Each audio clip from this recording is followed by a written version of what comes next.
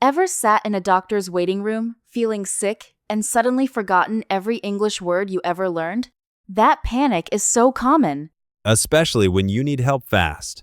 I'm Thomas, and you're listening to Practical Intermediate English, B1, B2, with Laura and me here to make this all less stressful. We're diving into real-life English for medical situations, how to describe what's wrong, when it started, and more. By the end, you'll be ready for those tough conversations.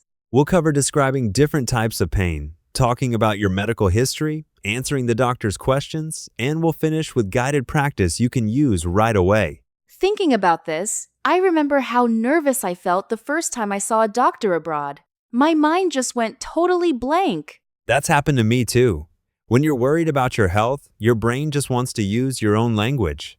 Suddenly, even words like fever or dizzy disappear. It's normal to worry about using the wrong word and making things worse. But the good news is, doctors actually want simple, clear English, not medical jargon. Exactly. If you can describe what you're feeling in basic, precise English, you're doing it right. Let's try a realistic example to show how that works. Imagine you've had bad stomach pain for a couple of days. I'll be the doctor, you play the patient. Ready? Good morning, doctor. I've had a severe stomach ache since Tuesday, and it hasn't improved. Where exactly does it hurt? And what kind of pain is it? It's mostly on my right side. It feels like a dull, continuous ache, but sometimes there's a sharp pain if I move quickly. Any other symptoms, nausea, fever, or loss of appetite? I felt a little nauseous yesterday, but no vomiting, and I haven't checked my temperature yet. See how those answers use simple phrases and the present perfect tense? That's exactly what helps doctors understand. Something I noticed is how helpful it is to use words like dull or sharp to describe pain.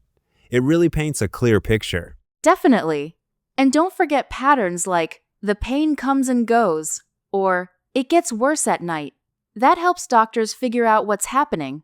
Also, verbs like develop, as in I developed a rash, sound very natural.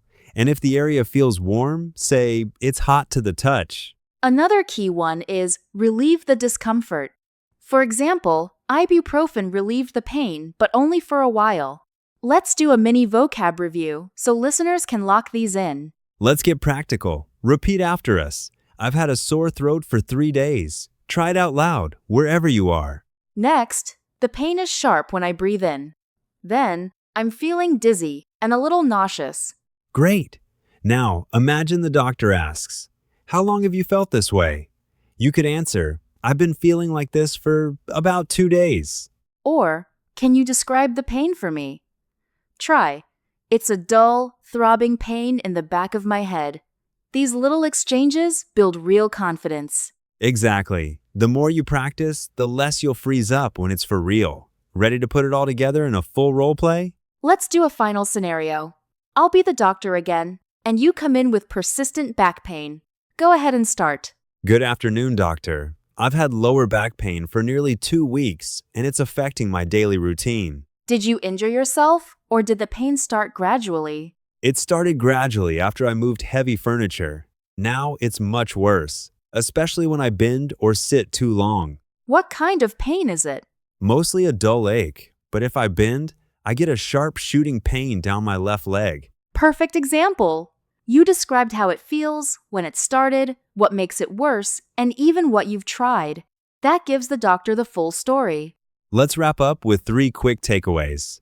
First, use the present perfect with for or since to show how long symptoms last. Second, pick precise adjectives for pain like dull, sharp, or throbbing, and don't just say it hurts.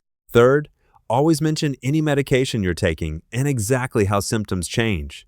Details matter. For your action step, write 3 sentences describing a real or imaginary mild symptom. Include how long it's lasted, what it feels like, and any action you took. Practicing now means much less stress later. You've made awesome progress today. Stay healthy, keep practicing, and join us next time for more practical intermediate English. Thanks for listening, take care, and goodbye.